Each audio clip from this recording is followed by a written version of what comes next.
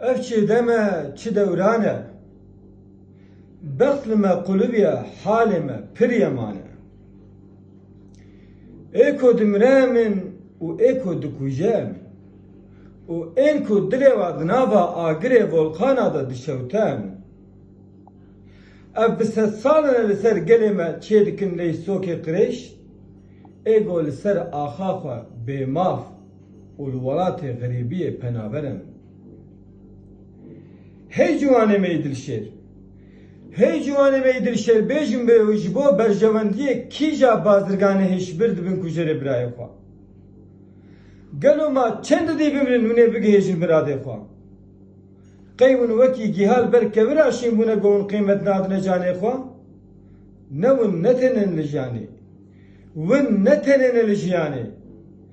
Zarokê we, dayîk û bavê we hene. Xwişk û birayê we, hevjînê we, evîndarê we hene.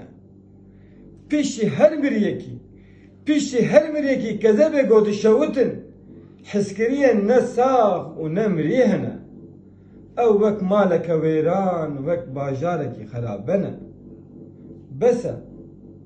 Bes e ma mirin hewqas arzan e. Mirovek çawa mezin dibî qey hêwin pê negihane. Nekin, nekin nekujin, nekin nekujin dawî li vî şerî bînin.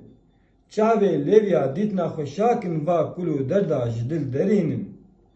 Tiştek ji azadiyê, ji aşîtiyê ji jiyanek birûmet nehêjatir e. Werin li hev werin. Werin li hev werin em vê govenda aşîtiyê ya azadiyê li her çar aliyên îctiman dest deste bişahî bigerînin. Bişahî bigerînin. Bişahî bigerînin.